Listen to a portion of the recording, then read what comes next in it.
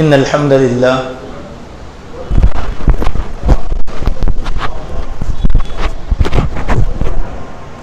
والصلاة والسلام على رسول الله أما بعد معزز حاضرین،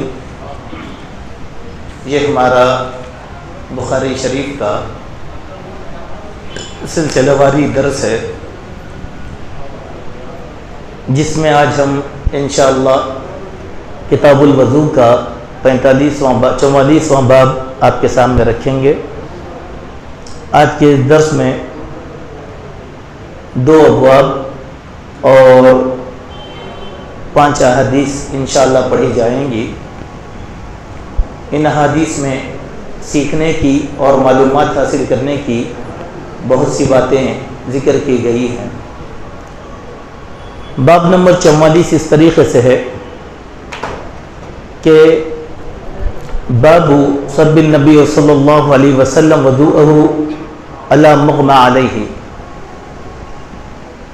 کہ بے ہوش ہونے والے آدمی پر رسول اللہ صلی اللہ علیہ وسلم کا وضو کا پانی چھڑکنا۔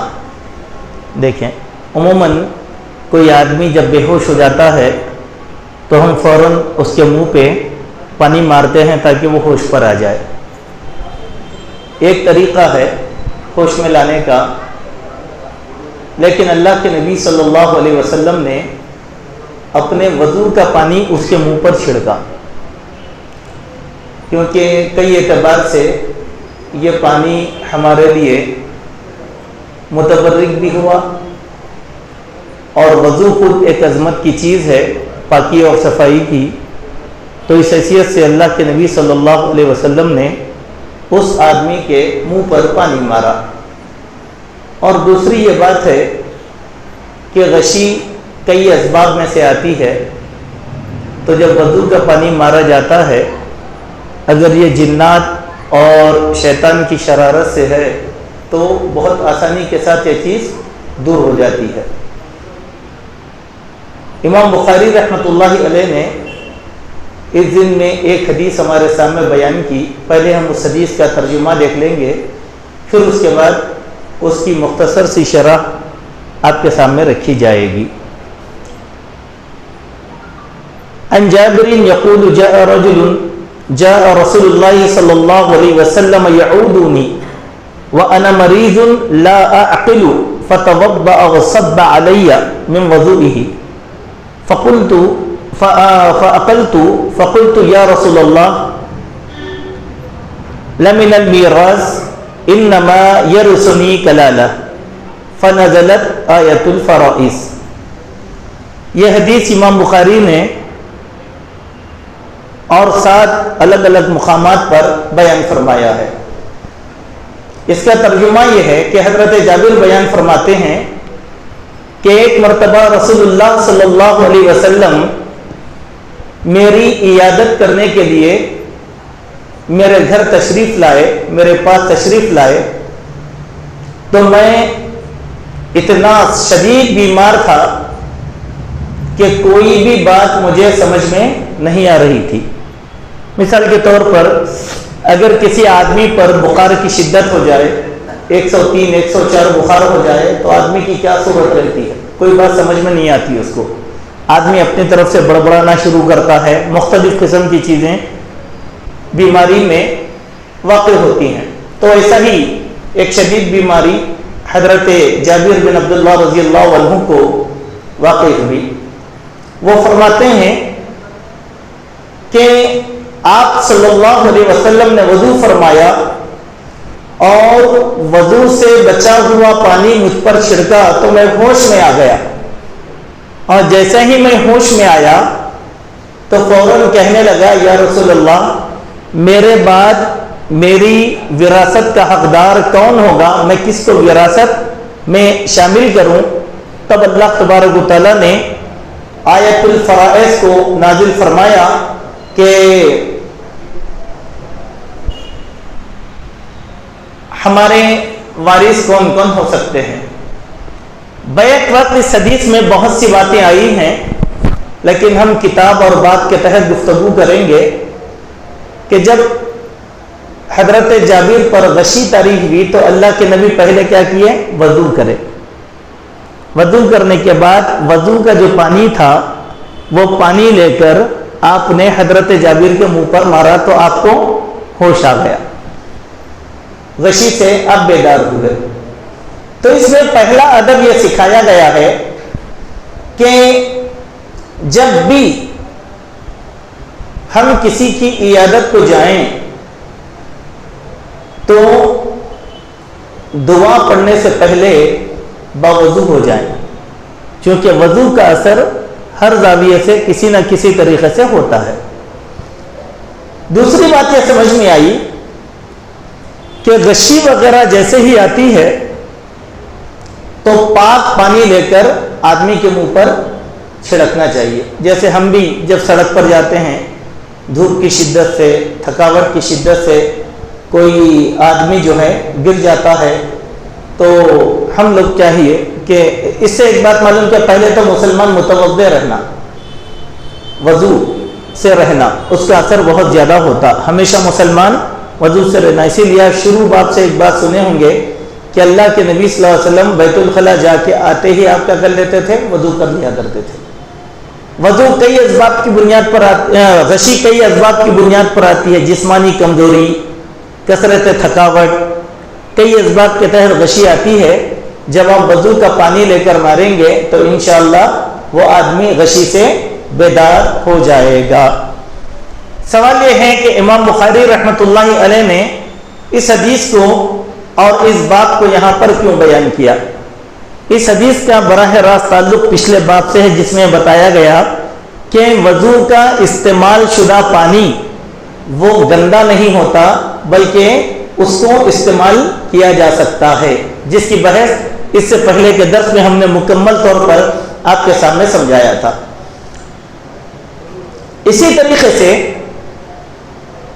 جیسے ہی وہ ہوش میں آئے تو حضرت جابر بن عبداللہ نے پوچھا کہ میرا وارث کون ہوگا. کیوں یہ سوال کیا تھا؟ کہ ان کو اولاد نہیں تھی اور ان کے کوئی بھی قریبی رشتہ دار حقدار نہیں تھے. تو وہاں پر ایک بات کیا ہے کہ میرا تو وارث کلالہ ہوگا. اب کلالہ کیا ہے یہ سمجھیے, چونکہ حدیث میں الفاظ آئے میں سمجھا رہا ہوں, ورنہ کتاب الوضو سے یہ کلالہ کا کوئی تعلق نہیں ہے. کلالہ کہتے ہیں ایک آدمی ہے, اس آدمی کی نہ بیوی ہے, نہ بیٹیاں ہیں, نہ بیٹے ہیں, نہ والد ہے, نہ والدہ ہے, نہ دادا ہے, نہ دادی ہے. کیونکہ یہ جو رشتے ہم بیان کریں یہ حق وراثت میں شامل ہوتے ہیں. جیسے میں اگر مر جاؤں تو جو بھی مال چھوڑتا ہوں اس مال میں میری بیوی کا حصہ ہوگا, میری بیٹی کا حصہ ہوگا, میرے بیٹے کا حصہ ہوگا. اگر میری ماں زندہ ہے تو اس کا بھی حصہ ہوگا, باپ کا بھی حصہ ہوگا.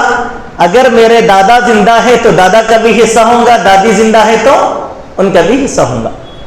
میری اب میرا کوئی ہے نہیں, تب میرے کل مال کا حصہ کون حقدار کون بنیں گے؟ شریعت اس کو کہتی ہے کہ کلالہ. کلالہ کے معنی کیا ہے؟ اگر میری بہنیں ہیں وہ حصہ دار بنیں گی, بھائی ہیں وہ حصہ دار بنیں گے, بھائی بہن بھی نہیں ہیں, میری پھوپھیاں ہیں وہ حصہ دار بنیں گی, میری خالہ ہے وہ حصہ دار بنیں گی, میرے چاچا ہیں, ماموں ہیں, وہ لوگ جو ہے حصہ دار بنیں گے. ٹھیک ہے, اب یہ بھی کوئی بھی نہیں ہے تو ایسا آدمی حصہ دار بنے گا جو دور کا رشتہ دار ہے, لیکن ان حالات میں سب سے زیادہ حقدار وہی ہے. اس کو کیا بولتے ہیں؟ کلالہ.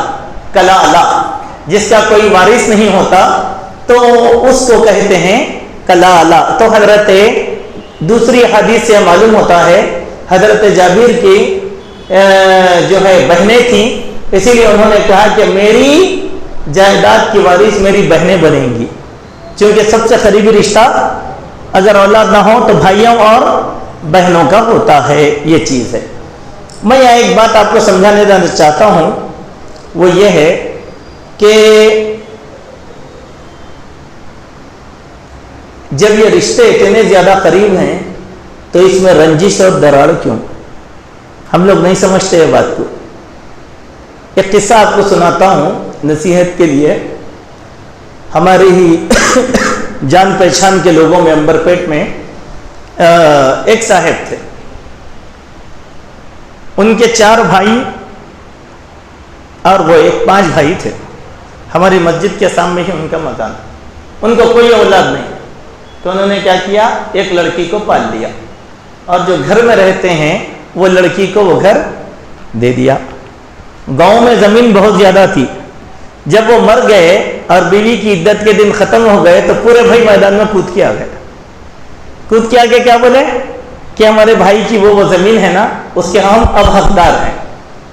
دیکھیے, زندگی بھر نفرت, دشمنی, قطع تعلق, لیکن مرنے کے بعد حق جتانے کے لیے انسان آ جاتا. یہ بات اس لیے میں کہہ رہا ہوں کہ رشتے ناتوں کی اسلام میں اتنی زیادہ اہمیت ہے, اس کا احترام کریں, اس کا احترام کریں. اگر آدمی احترام نہیں کرتا تو وہ کل کے دن وارث بن کر کس منہ سے میرا مال لینے کے لیے آئے گا. اسی لیے شریعت اسلامیہ زیادہ سے زیادہ ہم کو یہ بتائی کہ تعلقات کو ہم لوگ کیا کریں, مضبوط اور استوار کر کے رکھیں.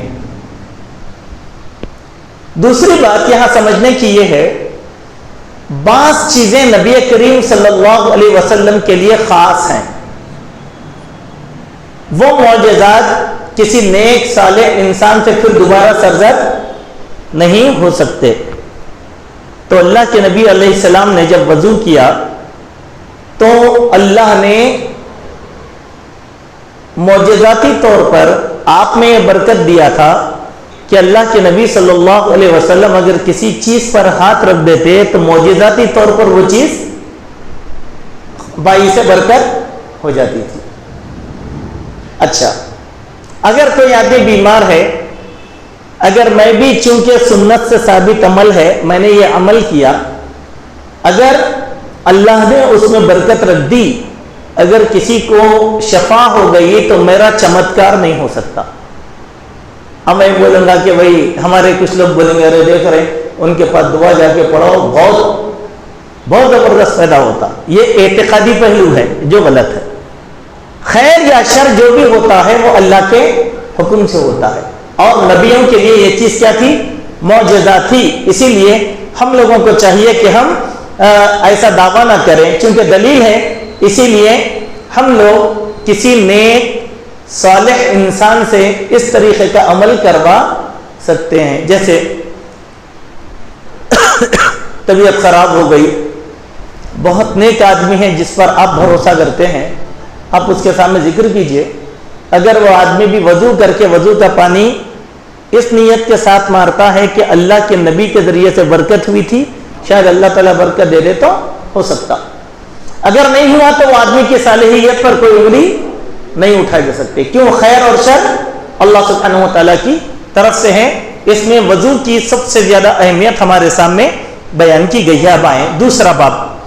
اس باب میں 4 احادیث ہیں. باب الغسل والوضوء فی المخضب والقدح والخشب والحجارت. اس بات کا باب کہ بڑے لگن میں, پیالے میں, پتھر کے برتن میں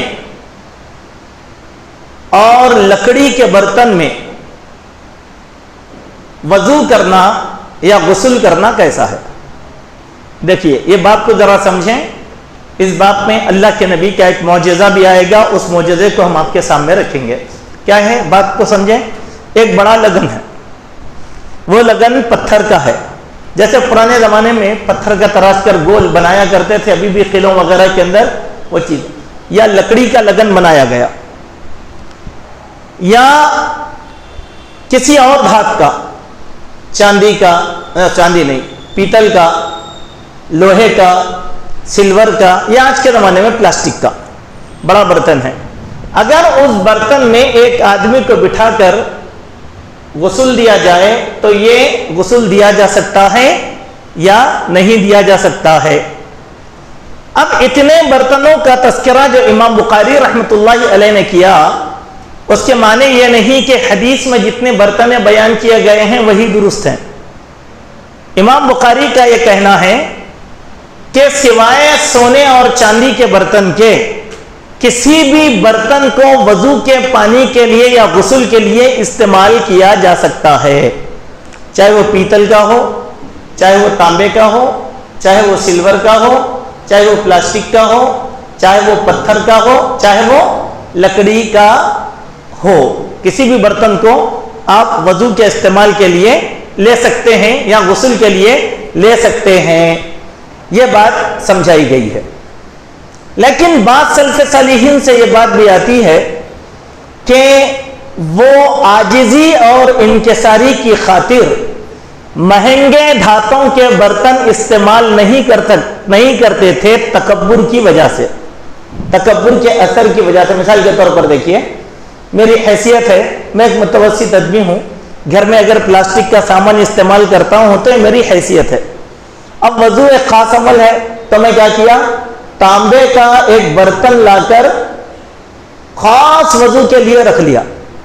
منع نہیں ہے، لیکن بعض صحابہ یا سلف صالحین یہ سمجھتے تھے ہم اگر ایسا کریں گے تو اس سے غرور اور گھمنڈ ٹپکے گا، نمبر ایک۔ اور بعض صحابہ کے تعلق سے یہ بات آتی ہے کہ جیسے حضرت عبداللہ ابن عمر وغیرہ، وہ ایسے برتنوں کا اپنی ذات سے استعمال نہیں کرتے تھے، کیوں کہ اس کو وہ سونے اور چاندی کی طرح ایک دھات سمجھا کرتے تھے۔ یہ ان کا عمل تھا، لیکن اس پر کوئی حدیث نہیں ہے۔ اس کے معنی کیا ہے، آپ جو برتن چاہتے ہیں وہ برتن آپ استعمال کر سکتے ہیں۔ یہی بات اس حدیث میں یہاں پر اس باب میں بیان کی گئی ہے۔ اب آئے حدیث اس طریقے سے ہے۔ پہلی حدیث، عن انس قال حضرت الصلاة فقام من كان قريب الدار الى اهله وبقي قوم فأتي رسول الله صلى الله عليه وسلم بمخزب من حجارة فيه ماء فصغر المخزب أن يبسط فيه كفه فتوضأ القوم كلهم قلنا كم كنتم قال 80 وزيادة۔ بڑی پیاری حدیث ہے، اللہ کے نبی کا بڑا معجزہ ہے، اس معجزے پر ہم کچھ گفتگو بھی کریں گے۔ حضرت انس بن مالک بیان فرماتے ہیں کہ ایک وقت ایسے ہوا کہ نماز کا وقت قریب آیا تو جو لوگ ہمارے ساتھ مجلس میں بیٹھے تھے، جن کے مکانات مسجد نبوی کے قریب قریب تھے، وہ لوگ وضو بنانے کے لیے اپنے اپنے گھروں کو چلے گئے۔ اب جو لوگ مسجد میں بیٹھے تھے، جن کے مکانات دور دور تھے، وہ لوگ مسجد ہی میں بیٹھے ہوئے تھے، ان کے پاس کوئی پانی وانی کچھ بھی نہیں تھا۔ اتنے میں نبی کریم صلی اللہ علیہ وسلم کے پاس پتھر کا بنا ہوا ایک پیالہ لایا گیا، پتھر کا بنا ہوا ایک پیالہ لایا گیا، ایک برتن لایا گیا جس میں کچھ پانی تھا، جب ایک گلاس ہے پتھر کی، اس میں تھوڑا سا پانی تھا۔ اور وہ برتن کی کیفیت کیا تھی، یہاں بیان کیا گیا کہ بڑی مشکل سے اللہ کے نبی کا ہاتھ اس میں جا سکتا تھا، بڑی مشکل سے، اتنا ہی پانی تھا، اس سے بڑھ کے پانی بھی نہیں تھا، اس کے اندر جگہ بھی نہیں تھی۔ تو اللہ کے پیارے نبی صلی اللہ علیہ وسلم نے اپنا دست مبارک اس پیالے کے اندر ڈالا تو اللہ کی طرف سے معجزہ ثابت ہو گیا کہ جو بقیہ لوگ جتنے بھی تھے اس پیالے سے انہوں نے کیا کیا، وضو کر لیا، انہوں نے اس پیالے سے وضو کر لیا۔ ہم نے پوچھا کہ تم لوگ کتنے لوگ تھے، حضرت انس سے پوچھا کتنے لوگ تھے وہاں باقی جو وضو کرے، تو بولے 80 سے زیادہ لوگ تھے۔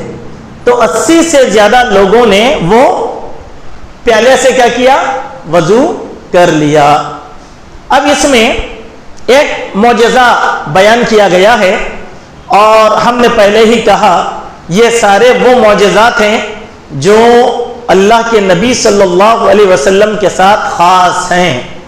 ہم میں کا کوئی آدمی یہ حرکت نہ کر سکتا ہے، نہ ایسا معجزہ ثابت ہو سکتا ہے۔ جہاں تک اللہ کے نبی کے معجزوں کا معاملہ ہے حدیث شریف میں اللہ کے نبی کے پانی سے متعلق بہت سے معجزات ثابت ہیں، بہت سے معجزات، اس پر ہمارا ایمان ہونا چاہیے۔ تو اللہ تبارک و تعالیٰ نے تمام مومنوں کے لیے وضو کا انتظام کر دیا تھا، ٹھیک ہے۔ اس سے جو باتیں ہمارے سامنے آتی ہیں وہ یہ، پرانے زمانے میں مساجد میں پانی کا اس طرح انتظام نہیں ہوتا تھا جیسے انتظام ہماری مسجدوں میں ہوتا ہے۔ ہم کیا کرتے ہیں، مسجد بن رہی بھائی، چلو میں بورویل ڈال رہا ہوں، بورویل، میں کنواں کھدا دے رہا ہوں، کنواں کھود دیا گیا۔ اب جیسا ہمارے پاس ہوتا ایک، وہ زمانے میں نہیں تھا۔ کیوں؟ صحابہ کرام اپنے گھروں سے وضو کر کے آیا کرتے تھے، اسی لیے آگے حدیث آئے گی کہ جب بھی آپ مسجد کو آئیں گے تو گھر سے وضو کر کے آنا فضیلت ہے۔ مسجد میں وضو کرنے سے زیادہ فضیلت کہاں کی ہے؟ حضرت بلال کی وہ حدیث جو ہم نے آپ کے سامنے بار بار کہا، حضرت بلال گھر میں وضو کرتے تھے، وضو کر کے گھر میں 2 رکعت نماز پڑھ کے آ جاتے تھے، اس کو تحیۃ الوضو کہا گیا۔ اسی کی فضیلت سے جنت میں اللہ کے نبی نے ان کے قدموں کی آہٹ کو محسوس کیا تھا۔ تو وضو جیسا ہم چلو کہ مسجد جا کے وضو کر لیں گے، اصل میں وضو مسجد میں کرنا دور دراز کے لوگوں کا کام ہے یا مسافرین کا کام ہے۔ جو مقامی لوگ ہیں ان کے لیے فضیلت کی بات کیا ہے کہ اپنے گھر میں وضو کریں، تحیۃ الوضو گھر میں پڑھ کے آئیں، پھر مسجد میں جیسے آئیں گے تحیۃ جو ہے مسجد پڑھ لیں گے اور دوسری سنن نوافل وقت رہا تو پڑھ لیں گے۔ یہ فضیلت کی بات پرانے زمانے میں ایسے ہی ہوتا تھا، لیکن ہمارے زمانے میں ہر مسجد میں ماشاءاللہ وضو کا اچھے سے اچھا انتظام ہے، ٹھیک ہے۔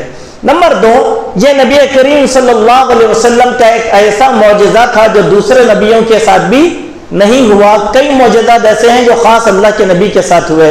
نمبر 3، اس میں مختلف احادیث آئی ہیں کہ جب اللہ کے نبی نے اس پیالے میں ہاتھ ڈالا تو اللہ کے نبی کی انگلیوں سے پانی رسنا شروع ہو گیا، اور ایسے معجزات اس سے پہلے بھی آپ کے سامنے بیان کیے گئے ہیں، ٹھیک ہے۔ یہ وہ حدیث ہے جس کو لے کر خوارج اور معتزلہ اس کا انکار کرتے ہیں۔ ایسا کیسا ہوتا؟ اس لیے آپ دیکھیں بعض مسالک سے اہل حدیث کا جو اختلاف ہے، بعض لوگ بولتے نا کہ بھئی کیا اختلاف ہے، آپ بھی ایک ہم بھی ایک، آپ بھی خبر پرستی نہیں کرتے ہم بھی خبر پرستی نہیں کرتے۔ بات خبر پرستی تک نہیں ہے، عمل بالسنت اور ایمان کی تکمیل کے سلسلے میں بھی اختلافات ہیں۔ ہم اللہ کے نبی کے معجزوں میں کسی قسم کا کوئی شک نہیں کرتے۔ کوئی انسان اللہ کے نبی کے معجزات میں شک کرتا ہے تو اس کے نقص ایمانی کی دلیل ہے۔ میری یہ بات طنز یا طعنے کے طور پر نہیں ہے، سمجھانے کے لیے کہہ رہا ہوں، چونکہ میرا اپنا ایک انداز ہے کہ میں نے کبھی بھی مسلکی باتوں کے اندر کبھی کسی کو طنز کا نشانہ نہیں بناتا، فقہی مسائل ہے، ٹھیک ہے۔ اب ہمارے بھائی ہیں جماعت اسلامی کے، وہ لوگ کہتے ہیں کہ بھائی آپ اور ہم تو دونوں ایک ہیں، نہ بدعت ہمارے پاس ہے نہ آپ کے پاس ہے، آپ کے پاس بھی توحید ہمارے پاس بھی توحید، آپ کے پاس بھی نہیں، ہمارا آپ سے بڑا سخت اختلاف ہے۔ بولے کیوں؟ معجزات کے سلسلے میں کہیں نہ کہیں علماء جماعت اسلامی کا انکار ہے۔ ان میں ایک بہت بڑے عالم دین ہے مولانا امین احسن اصلاحی رحمت اللہ علیہ، اللہ ان کی قبر کو نور سے منور کرے، اللہ تعالیٰ ان کے گناہوں کی بخشش فرمائے۔ انہوں نے ایک کتاب لکھا تدبر قرآن، 8 جلدوں میں۔ الحمدللہ میں علمی نقطہ نظر سے ان کی پورے تدبر قرآن کو ماشاءاللہ ایک بار نہیں کئی مرتبہ پڑھا، بلکہ تحقیقات کے اندر ان کی کتاب کو بھی میں اپنے سامنے رکھتا۔ لغات کی تحقیق کے لیے اچھے علیم تھے، لیکن اللہ کے نبی کے اس معجزے کا انہوں نے انکار کر دیا۔ یہی نہیں، ان جیسے اور معجزات کا بھی انہوں نے انکار کر دیا۔ اسی لیے ہم کہتے ہیں سیدھے سنت پر آ جاؤ، لہذا پھر آپ میں ہمارے میں یکسانیت کیسا ہو گئی؟ بھائی آپ تردید کرو اس چیز کی کہ نہیں وہ غلط تھے، اتنی غلطی کے باوجود بھی آپ کہیں گے کہ نہیں ہمارا عالم برحق ہے، یہ تو اندھی عقیدت کی علامت ہے جو اللہ کے نبی پر کلام کر رہا ہے۔ جو بھی آدمی اللہ کے نبی پر کلام کرے گا اس کے ایمان میں ہم کمی کا اعتقاد رکھتے ہیں، نہیں اللہ کے نبی کے معجزات کا انکار نہیں کیا جا سکتا۔ چنانچہ دیکھیے کہ امین حسن اصلاحی رحمت اللہ علیہ اس حدیث کے بارے میں کیا کہتے ہیں۔ میں وٹ ٹو وٹ ان کی عبارت کو آپ کے سامنے رکھتا ہوں جو ان کی کتاب تدبر حدیث کے اندر نقل کی گئی. دیکھیے، برکت کے میں قائل ہوں، انبیاء سے اس طرح کے معجزے ظاہر ہوتے رہے ہیں.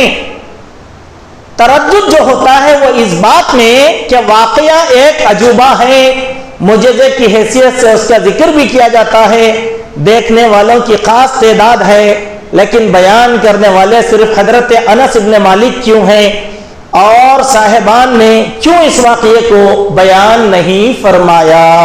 سبحان اللہ. دیکھیے اعتراض کیا ہے. ایک بولے حضرت انس اکیلے بولے، بلکہ دیکھنے والے کتنے تھے؟ 80 سے زائد تھے نا. 80 سے زائد لوگ روایت کیوں نہیں کریں بھائی؟ 80 سے زائد لوگ روایت کرنا تھا نا، کیوں نہیں کریں؟ اسی لیے میں اس معجزے کو ایک عجوبہ سمجھتا ہوں. کیا بولے؟ ایک عجوبہ سمجھتا ہوں. ٹھیک ہے. ہمارے علماء اہل حدیث کا ایک سب سے بڑا مقام کیا ہے؟ ہر کوئی آدمی جب ایسی چیزوں کا انکار کر دیتا ہے تو علماء اہل حدیث اس کو حق و صداقت کی بات بتاتے ہیں. کہا کہ نہیں نہیں نہیں نہیں، امین اسلامی صاحب آپ کا علم بڑا کمزور ہے، ایک راوی نہیں ہیں، یہ حدیث بیان کرنے والے اور بھی راوی حدیث ہیں. سب سے پہلی بات، یہ واقعات کہاں ہوا تھا؟ حضرت انس سے جب حضرت حسن بصری اس حدیث کو روایت کرتے ہیں تو معلوم ہوتا ہے کہ سفر کا ایک واقعہ تھا، وہاں پر یہ پیش آیا.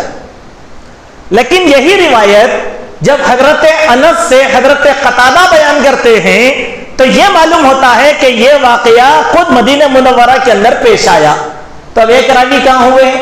حضرت انس، ادھر حسن بصری، دوسرے سلسلے سند میں حضرت انس، حضرت ابو قتادہ، ہو گیا حضرت قتادہ رضی اللہ عنہ کے لیے. ٹھیک ہے.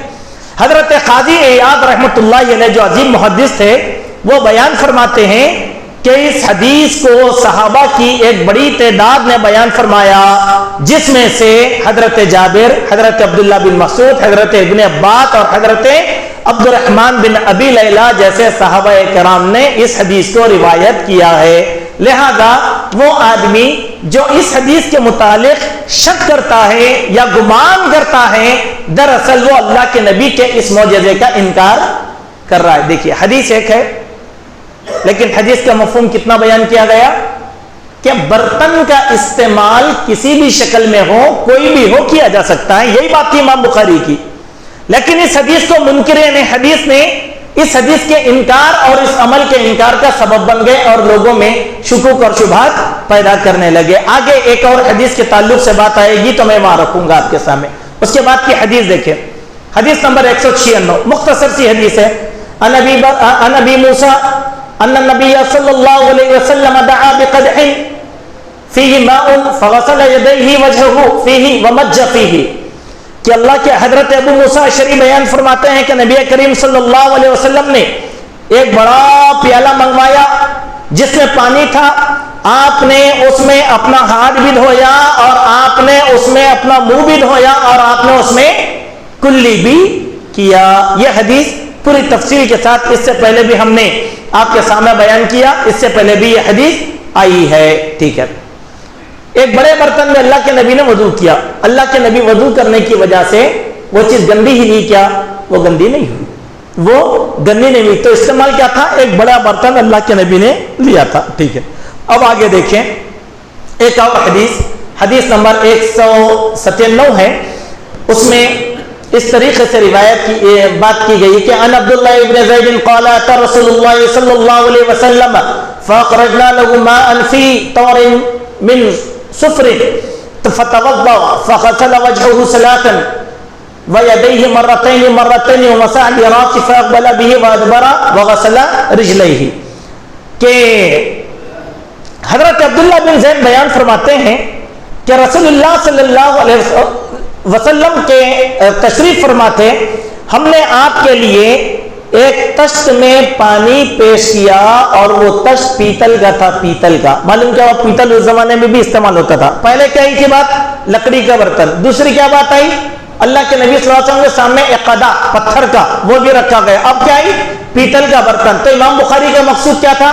برتن کوئی بھی ہو وہ برتن سونے چاندی کا نہ ہو. اللہ کے نبی نے سونے چاندی کے برتن سے منع کیا. اس کے علاوہ کسی بھی دھات کے برتن کو وضو کے لیے استعمال کیا جا سکتا ہے. تو اللہ کے نبی نے یہ برتن استعمال کیا اور آپ صلی اللہ علیہ وسلم نے اس میں اپنا چہرہ 3 بار دھویا, اپنا ہاتھ بھی دھویا اور اپنے سر کا مسح بھی کیا, اور سر کا مسح سامنے سے شروع کیا, پیچھے تک لے گئے اور پیچھے سے سامنے تک لے کر آئے. یہ بات کو یہاں پر سمجھایا گیا ہے. ٹھیک ہے.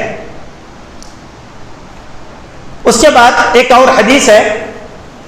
اس حدیث کے بعد تھوڑا سا خلاصہ ہے, اس خلاصے کو بھی میں آپ کے سامنے رکھتا ہوں. اب تک کی حدیثوں میں معلوم ہوئی کوئی بھی برتن ہو ہم وضو کے لیے یا غسل کے لیے استعمال کر سکتے ہیں. ہاں آپ کو پسند نہیں ہے الگ بات ہے, یہ حکم پسند حکم کا درجہ نہیں رکھتا. یہ حدیث جو آ رہی ہے اللہ کے نبی کے آخری ایام کے تعلق سے ایک عمل کی حدیث ہے. اس حدیث پر بھی جو ہے بعض لوگوں نے کلام کیا. جیسے حضرت عائشہ کی یہ حدیث وہ بیان فرماتی ہے, ان عائشہ لما ثقل النبی صلی اللہ علیہ وسلم واشتد به وجعه استأذن ازواجه في ان يمرض في بيتي فأذن له. حضرت عائشہ کہتی ہیں کہ جب اللہ کے نبی صلی اللہ علیہ وسلم کی طبیعت خراب ہوئی اور آپ پر سخت ترین تکلیف طاری ہوئی تو ساری ازواج مطہرات وہاں تھی. تو ایسے میں اللہ کے نبی صلی اللہ علیہ وسلم نے ازواج مطہرات سے اس بات کی اجازت طلب کیا کہ وہ اس مرض کی حالت میں حضرت عائشہ کے پاس باری گزاریں گے. بات اس کو یاد رکھیے, بات یہیں پر ہم لا کر ختم کریں گے انشاءاللہ پوری بحث کے بعد. دیکھیے اللہ کے نبی صلی اللہ علیہ وسلم کی تکلیف سخت ہوئی, ازواج مطہرات بھی سامنے ہیں, شدید بخار اللہ کے نبی پر طاری ہے. تو اللہ کے نبی علیہ السلام نے باری کے لیے اجازت مانگا امہات المؤمنین سے کہ وہ حضرت عائشہ کا یہ دن گزارنا چاہتے ہیں.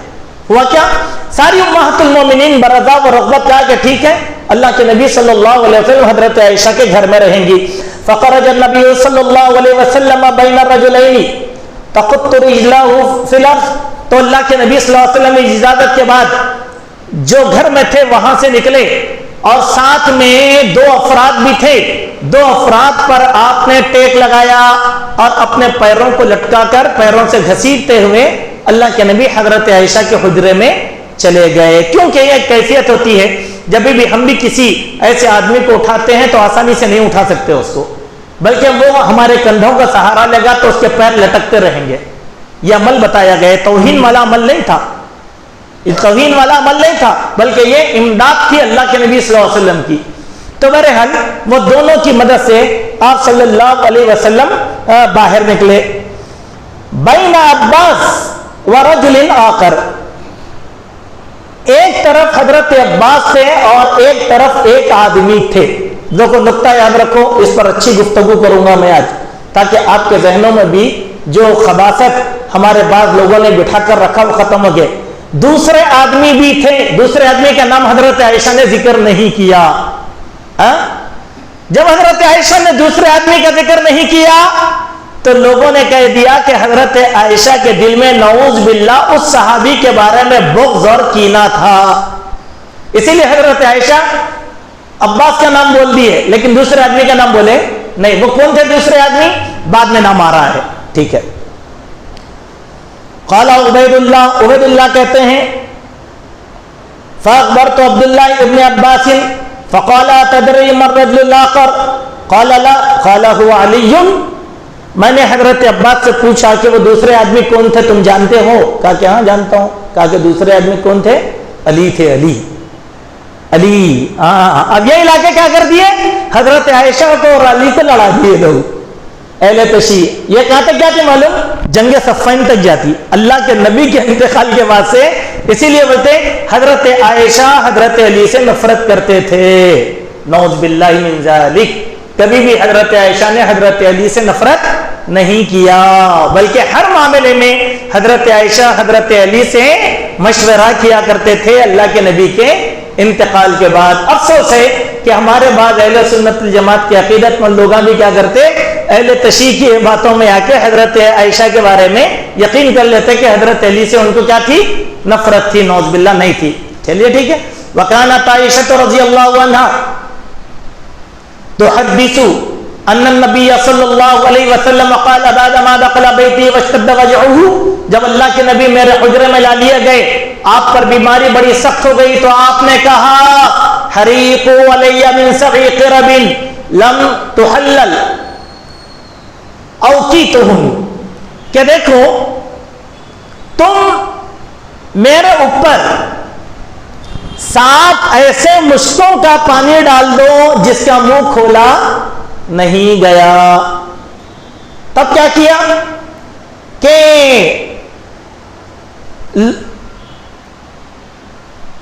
لوگوں نے اللہ کے نبی کو ایک کشادہ برتن میں بٹھایا اور 7 مشکے پانی اللہ کے پیارے نبی صلی اللہ علیہ وسلم کے سر پر ڈال دیا گیا، کیونکہ اللہ کے نبی نے 7 کہا، 7 اسی لیے وہ 7 جو ہے مشکے سے پانی ایک بڑے ٹب میں بٹھا کر اللہ کے نبی صلی اللہ علیہ وسلم پر ڈال دیا گیا. وَأُجْلِسَ فِي مِغْزَبٍ لِحَفْصَةَ زَوْجِ النَّبِيِّ صلی اللہ علیہ وسلم، جس ٹب میں بٹھایا گیا تھا وہ ٹب ام المؤمنین حضرت حفصہ رضی اللہ عنہا کا تھا. ثُمَّ تَفِقْنَا نصب علیہ تلک حتی تفق یشیر الینا ان قد فعلتن ثم خرج الی الناس. اس کے بعد اللہ کے نبی صلی اللہ علیہ وسلم آپ کے جسم مبارک پر ان مشکلوں کو پانی ڈالنے لگے، یہاں تک کہ آپ ہمیں اشارہ کرنے لگے کہ بس تم اپنا کام کر چکی ہو. جب امہات المومنین نے پانی ڈال دیا، اللہ کے نبی کو تسلی ہوئی، تو اللہ کے نبی پھر لوگوں کے بیچ میں حاضر ہو گئے، لوگوں کے پاس آپ صلی اللہ علیہ وسلم تشریف لے گئے. یہ ایک طویل حدیث تھی جس کا اختصار سے میں نے ترجمہ کیا. ٹھیک ہے. اب اس پورے واقعے میں باب کے تحت امام بخاری کا مقصود کیا ہے؟ اللہ کے نبی کو کہاں بٹھا کر غسل دیا گیا تھا؟ ایک بڑے ٹب میں. کیا پانی گندا ہوا؟ نہیں، کیونکہ پہلا مشک پانی ڈالے تو وہ کہاں گرا؟ ٹب میں. دوسرا مشکدہ پانی ڈالے وہ کہاں گرا؟ ٹب میں. 7واں مشکدہ پانی ڈالے وہ کہاں گرا؟ ٹب میں. ٹھیک ہے. اللہ کے نبی کہاں بیٹھے تھے؟ ٹب میں. تو کیا پانی گندا ہوا؟ پانی گندا نہیں ہوا. اس سے بڑا ماء مستعمل استعمال کیا جا سکتا ہے، اس کو ضائع ہرگز نہیں کیا جا سکتا. ٹھیک ہے جی. اب اس دن میں وہ لوگ جو اس حدیث کا انکار کرتے ہیں ان میں مولانا امین حسن اصلاحی بھی ہیں. وہ کیا کہتے ہیں؟ دیکھیے کہ کہتے ہیں میرے نزدیک، اور اس وقت کیا ہوا، تھوڑے سے وقفے کے بعد اللہ کے نبی بولے ایک کاغذ لے کر آؤ، لکھنے کی چیزیں لاؤ، میں کچھ وصیت لکھ دیتا ہوں تاکہ اس کے بعد تم گمراہ نہ ہوں گے. بول دے. یہ حدیث بھی اسی کے اندر شامل ہے. تو امین حسن اصلاحی کہتے ہیں دراصل اس حدیث میں جو کچھ بھی بیان کیا گیا ہے وہ امام زہری کا فتنہ ہے. کس کا؟ امام زہری، عظیم محدث. اب امام زہری کون ہے؟ آخر میں کہوں گا. بولے امام زہری کا دراصل فتنہ ہے، اور اس ضمن میں جو بھی حدیث آئی انہی کا یہ ظاہر ہے جو انہوں نے امت کے اندر ایسی احادیث کو مشہور کر دیا. اس روایت میں مشکوں کا پانی مریض پر بہانے کا ٹونا جو بیان ہوا ہے یہ بھی امام زہری کی حاشیہ آ رہی ہے. یہ واقعہ ہے کہ عوامی خرافات کو دین بنا کر انہوں نے پیش کر دیا اور لوگوں میں یہ چیز پیش ہو گئی. کون بولے؟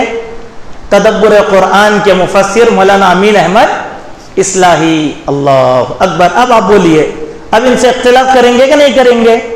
اللہ کے نبی کے اس عمل کا انکار کرے اور ایک عظیم محدث کو بدنام کرے. امت کو یہ جاننا چاہیے کہ امام زہری کون ہے.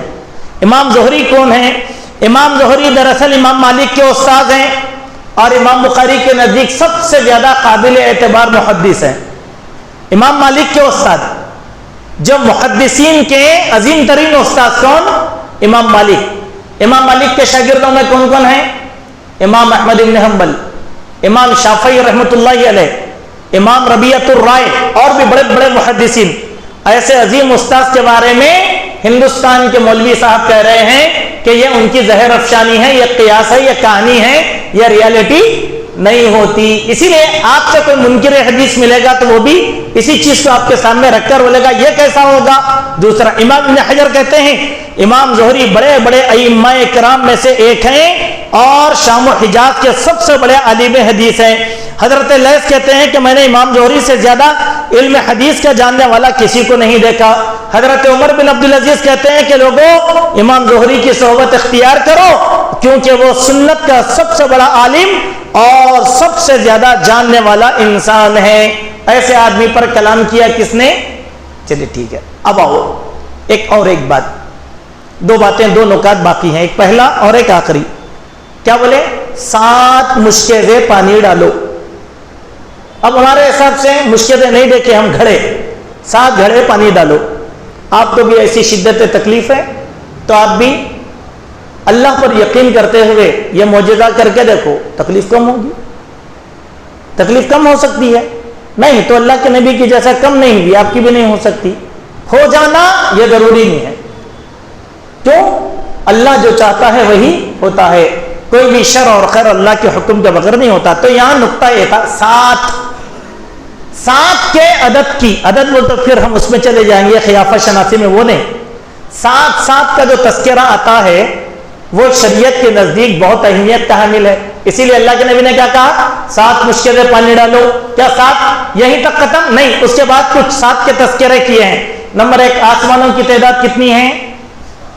7. ہفتے کے کتنے دن ہیں؟ 7. سجدہ جب ہم کرتے ہیں تو کتنے اعضاء پر سجدہ کرتے ہیں؟ 7. جب ہم بیت اللہ کا طواف کرتے ہیں تو کتنے چکر کاٹتے ہیں؟ 7. جمرات میں جب کنکریاں مارتے ہیں شیطان کو تو کتنے عدد کنکریاں ہوتی ہیں؟ 7. صحیح صفا مروہ کی جب ہم کرتے ہیں تو کتنے چکر ہوتے ہیں؟ 7. صبح 7 اجوا کھجور کھانے سے جادوگروں کے شر سے انسان محفوظ رہتا ہے. تو کہیں نہ کہیں یہ عدد شریعت میں بہت اہمیت کا حامل ہے. تو اللہ کے نبی بھی 7 مشکے سے جب بولے تو ان کو شک کرنے کی کیا ضرورت تھی؟ اس کے اندر کیا بول دیے؟ یہ ایک عجوبہ. اللہ اکبر، کیا حدیث رسول کو عجوبہ بنایا جاتا؟ نہیں. آئیے آخری بات جو میں بولا تھا کہ لوٹ کے یہیں آؤں گا. اللہ کے نبی صلی اللہ علیہ وسلم بیماری کی تکلیف میں، آپ صلی اللہ علیہ وسلم بیماری کی تکلیف میں جس گھر میں چاہ سکتے اس گھر میں رات گزار سکتے تھے. نہیں کسی کی مجال تھی روکنے کی؟ نہیں تھی نا. لیکن اللہ کے نبی نے امہات المومنین سے اجازت لیا. نبی کو بیویوں سے اجازت لینے کی ضرورت پڑی. کیوں؟ اسی لیے باری کا حق بیویوں کا ہے. باری کا حق بیویوں کا ہے. اس حق میں کمی اور زیادتی کرنا شوہر کے اختیار میں نہیں ہے. اگر شوہر کو کسی اور بیوی کا، ایک آدمی کی 2 بیویاں ہیں، 3 بیویاں ہیں، 4 بیویاں ہیں، تو سب سے پہلے اس کی باری بنانا ہے. باری کے معنی کیا ہے؟ باری کے معنی کیا ہے؟ ہمارے لوگ باری کے معنی اتنا ڈر گئے کہ دوسری شادی کرنے نہیں چاہے. نہیں، کوئی انصاف نہیں ہو سکتا. انصاف کس میں ہے ذرا سوچو. تو بولے بعض لوگ نیک لوگوں کے قصے سناتے، وہ فلاں صاحب تھے، ان کے 2 بیویاں تھے تو کیا کرتے تھے؟ تربوز لا کے ایسا رکھتے تھے، بیچ میں سے آدھا آدھا کرتے تھے برابر. کیوں؟ انصاف. ان کو بھی یہ رنگ کی ساڑی لائے، ان کو بھی اس رنگ کی ساڑی لائے، ان کی بھی وچ قیمت کی ساڑی لائے، ان کو بھی وچ قیمت کی. کیا بولے؟ انصاف. اللہ کے بندے یہ انصاف نہیں ہے. اگر فرق کر لو، ایک آدمی کو بڑی بیوی سے 7 بچے ہیں، ایک آدمی دوسری شادی کرا، بچے نہیں ہیں اس کو. اب آپ آدھا تربوز کس کو کھلائیں گے؟ جانوروں کو. اگر بڑے گھر میں آدھا دیں گے تو بچوں گا، چھوٹے گھر میں آدھا دیں گے تو اضافہ ہو جائے گا. نمبر 1. نمبر یہ باری نہیں ہوتی، یہ انصاف نہیں ہوتا. ٹھیک ہے. نمبر 2، میں ایک بیوی کو کر کے لایا، بڑی خوشحال خاندان کی ہے. ایک بچی کو کر کے لایا، وہ غریب خاندان کی ہے. سمجھے؟ غریب اور خوشحال دونوں میں فطرتاً فرق ہوتا نہیں ہوتا. مثال کے طور پہ مالدار ہے، کانچ کی گلاس سے پئیں گے، غریب ہے, پلاسٹک کی گلاس میں پئیں گے, کیوں؟ شروع سے پلاسٹک کی دیکھے انہوں, شروع سے پلاسٹک کی دیکھے, ٹھیک ہے نا. اچھا, اب عدل کیا ہے؟ کیا چھوٹی کے گھر میں بھی کانچ کے گلاس رکھنا عدل ہے؟ نہیں, یہ اس کی عادت کو بگاڑنا ہے, یہ اس کی عادت. اس کے معنی کیا ہے؟ جو عورت جس فطرت یا نیچر کی ہے, جس ماحول کی ہے, اس ماحول میں اس کو خوش رکھنا یہ عدل ہے. مثال کے طور پہ اب ایک آدمی کی بیوی ہے, 5,000 روپے سے کم کی ساڑی پہنتی نہیں, دوسری بیوی ہے کبھی 5,000 کی ساڑی دیکھی ہی نہیں. اب آپ اس کی بھی 5,000 کی اگر پہنیں گے تو کیا ہوگا؟ گدھے کو زعفران کی کیا قدر؟ تو یہ انصاف ہے کیا؟ نہیں. اصل انصاف کیا ہے سوچو, اصل انصاف ہے رات کی باری بنانا. اللہ کے نبی صلی اللہ علیہ وسلم صبح آتے تھے, بیوی سے پوچھتے کھانے کچھ ہے کیا؟ نہیں ہے. دوسری بیوی کا نہیں, کھانے کچھ ہے؟ نہیں ہے. تیسری بیوی کا نہیں, کھانے کچھ ہے. اگر عدل رہتا تو ایک بیوی کا نہیں کھانا تھا نا, پورا بیویوں کے گھر کیوں گھومے اللہ کے نبی صلی اللہ علیہ وسلم؟ عدل کے خلاف نہیں ہوتی بات, نہیں, وہ ایک ضرورت ہے. عدل کیا ہے؟ رات کی باری بنانا, یہی عدل ہے. اسی لیے اللہ کے نبی صلی اللہ علیہ وسلم نے رات گزارنے میں آخری دنوں میں بھی بیویوں کی اجازت لیا نہیں لیا؟ اگر اس کی اہمیت نہیں رہی تھی تو اللہ کے نبی کو اجازت دینے کی کیا ضرورت تھی؟ نہیں, وہ اس کا اختیار کسی کے پاس نہیں ہے, وہ اللہ کا دیا ہوا اختیار ہے. اسی لیے وہ لوگ جو یہ سمجھتے ہیں کہ نہیں بھائی پڑی رہتی, نہیں, یہ نہیں ہے. آپ باری بناؤ, آپ باری بناؤ, بھوکے رکھو, فاقے رکھو, کچھ بھی رکھو, لیکن باری بناؤ. یہ باری بنانا یہ عورت کے لیے سب سے بنیادی طور پر حق ہے. اللہ کے پیارے نبی صلی اللہ علیہ وسلم نے اس حق کا آپ نے استعمال کیا, اجازت لی. اجازت کے بعد آپ حضرت عائشہ کے گھر میں آخری ایام حضرت عائشہ کے گھر میں گزارے. یہ حدیث کا خلاصہ تھا جس کو ہم نے آپ کے سامنے رکھا. اللہ تعالی ہم سب کو حسن عمل کی توفیق و سعادت نصیب فرمائے.